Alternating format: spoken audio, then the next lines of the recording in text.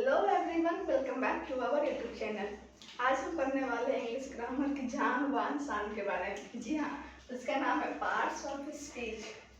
So let's get started together.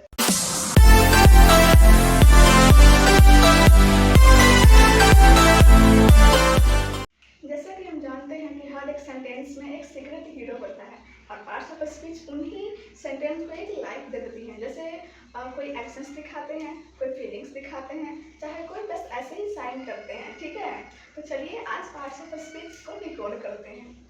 जैसा कि हम एक सेंटेंस लिखते हैं, जैसे कि सेंटेंस ही इज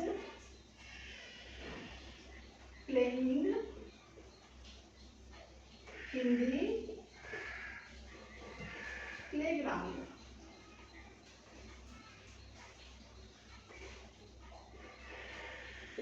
ऑलराइट, यहाँ पे क्या सेंटेंस है? He is playing in the playground। ठीक है, तो एक सेंटेंस है। हाँ, क्योंकि यहाँ पे वर्ड्स की फॉर्मेशन हुई है, वर्ड्स को मिलाकर एक सेंटेंस फॉर्मेशन होती है, हमने पढ़ रखा है। तो यहाँ पर देखिए कि ये एक अलग हिस्सा है सेंटेंस का, ये भी एक अलग हिस्सा है, ये भी एक अलग हिस्सा है, ये सब अलग अलग हिस्से हैं सेंटेंस का। एक सेंटेंस में उसके अलग अलग पार्ट्स होते हैं। ठीक है, तो उन्हीं पार्ट्स को हम लोग ने क्या नाम दे दिया, उन्हीं हिस्से को हम लोग क्या नाम दे दिए, नाम दे दिया हमने क्या, parts of speech. Parts of speech आएगा समझ में? यहाँ पे कुछ नहीं है, बस यहाँ यही है कि एक सेंटेंस में वो मतलब एक अलग अलग हिस्से होते हैं, उन्हीं को हम लोगों ने नाम दे दिया क्या, पार्ट्स ऑफ स्पीच। सिंपल। अब पार्ट्स ऑफ स्पीच मतलब यहाँ ये हम लोग क्या कितने होते हैं तो हम समझेंगे। तो अब हम समझेंगे नाउन। नाउन आखिर में होता क्या है? नाउन्स मीन्स संज्ञा। तो noun it is the name of anything. अब किसी भी चीज़ का नाम कह दो वो एक नाउन ही है। ठीक है, जैसे यहाँ पे कोई ये मॉनिटर देख लो, ये भी नाउन है। ये बोर्ड देख लो, ये भी नाउन है। Phone, camera, everything is a noun. आपके सराउंडिंग कुछ भी दिख रहा है चारों तरफ एक नाउन ही है। ठीक है, इसका डेफिनेशन देख लेते हैं क्या है। Noun is the name of person, place, animal और थिंग। नाम किसी भी चीज़ का, प्लेस का नाम हो या फिर एनिमल का नाम हो या फिर पर्सन का नाम हो या कोई थिंग्स का नाम हो, इसको आप क्या बोलेंगे, नाउन। ठीक है, या फिर हम इसको ये भी कह सकते हैं, noun is the name of anything. It is the name of anything. किसी चीज़ का भी नाम हो उसको हम क्या बोलेंगे, उसको हम बोलेंगे नाउन। ठीक है, for example Ramu is a farmer. Ramu एक किसान है, तो यहाँ पे एक रामू एक क्या है, यहाँ पे एक नाम है। ठीक है, तो यहाँ पे क्या है, नाम हो जाएगा, ये नाम है। There is a book on the table. यहाँ पे क्या नाम है, बुक किसी चीज़ का नाम, किताब नाम है, टेबल ये भी एक नाउन है। ठीक है, नाउन बहुत ही बेसिक चीज़ है, हर किसी को आता ही होगा। तो अब हम समझेंगे काइंड्स ऑफ नाउन। नाउन के कितने प्रकार होते हैं। ठीक है, तो अब हम पढ़ेंगे नाउन के काइंड्स ऑफ नाउन। कितने होते हैं? 5। कौन कौन? Proper noun, common noun, collective noun, material noun, abstract noun. ठीक है, प्रॉपर नाउन को हिंदी में क्या बोलते हैं? व्यक्तिवाचक संज्ञा। कॉमन नाउन को जातिवाचक संज्ञा एंड कलेक्टिव नाउन को समूहवाचक संज्ञा एंड मटेरियल नाउन को द्रव्यवाचक संज्ञा एंड एब्स्ट्रैक्ट नाउन को भाववाचक संज्ञा। अब इसको डिटेल में पढ़ेंगे, इसका डेफिनेशन देखेंगे और कुछ एग्जाम्पल्स भी देखेंगे। ठीक है, तो अब हम देखेंगे प्रॉपर नाउन को डीपली। ठीक है, उसका डेफिनेशन देख लेते हैं। A proper noun is the name of particular person, animal, place और थिंग। हम लोग ने नाउन में क्या देखा, किसी भी चीज़ का नाम है ना, किसी भी चीज़ का नाम को हम क्या बोलेंगे, नाउन। ठीक है, तो उसी का काइंड्स क्या है, प्रॉपर नाउन। किसी भी चीज़ का पर्टिकुलर नेम हो, मतलब होता है ना इस इंसान का ये नेम है।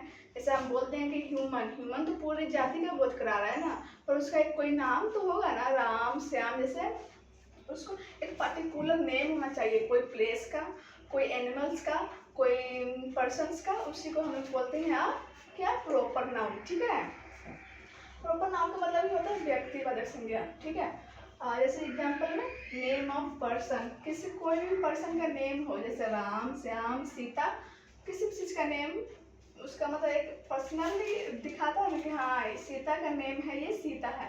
ठीक है, जैसे नेम ऑफ प्लेस, जैसे पटना, दिल्ली, मुंबई, एक नेम है पर्टिकुलर, जैसे पटना एक नेम है। ठीक है, नेम ऑफ एनिमल, जैसे डॉग हम बोल दिए तो पूरे डॉग, यहाँ पर कोई पर्टिकुलर पर्सन को तो हो नहीं रहा बात, यहाँ पर तो पूरे डॉग की बात हो रही है, पर हम वहीं पे बोल देंगे शेरू या फिर टॉमी, वहाँ पर एक पर्टिकुलर डॉग की बात हो रही है, ठीक है।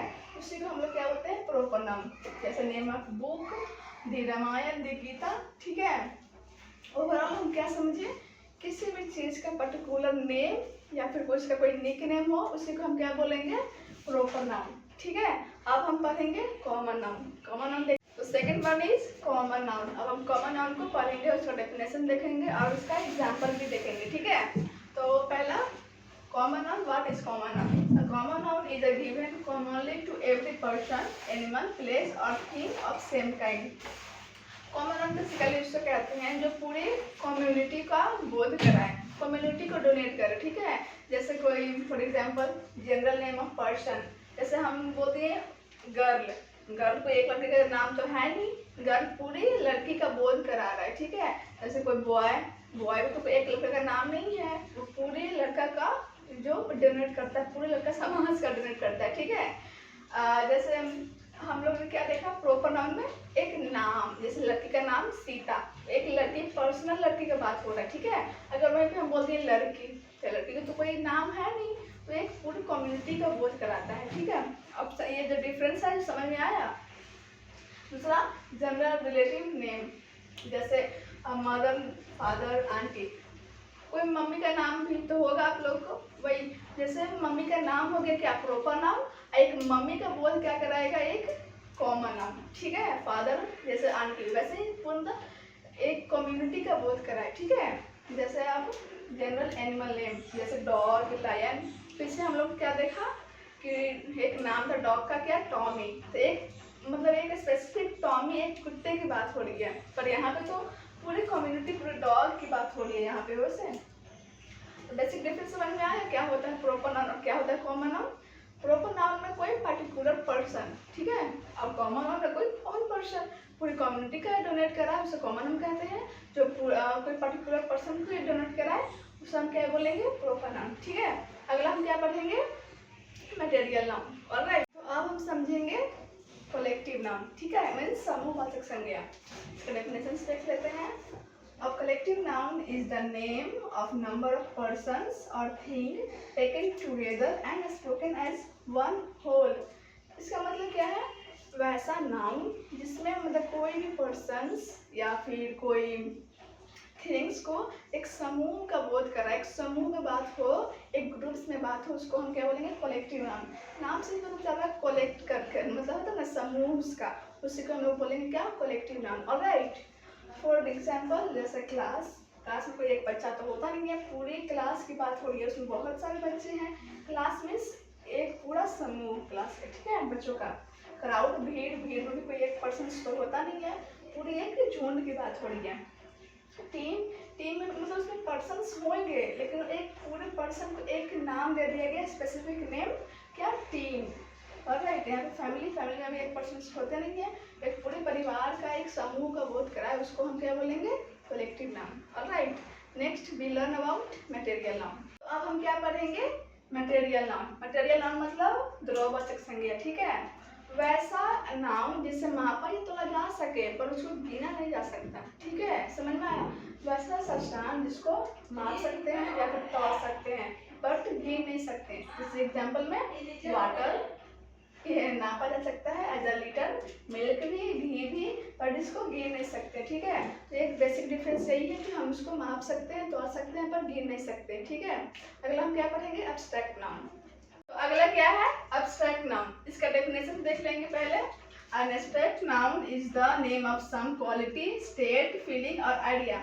वैसा नाउन जिसको हम मतलब अनुभव कर सकते हैं, या फिर नहीं देख सकते हैं, नहीं छू सकते हैं, बस उसका अनुभव कर सकते हैं, ठीक है। For example hardness, love, hate, softness, ठीक है, एक फील करने वाली नाउन है, मतलब इसको नहीं माप सकते हैं, नहीं तोल सकते हैं, ऑलराइट। तो आज के लिए बस इतना ही। आगे का टॉपिक अगले लेक्चर में देखेंगे, जैसे हमने प्रोनाउन देखेंगे और भी बहुत चीज़, ठीक है। तब तक के लिए do like, subscribe and comment. Bye bye.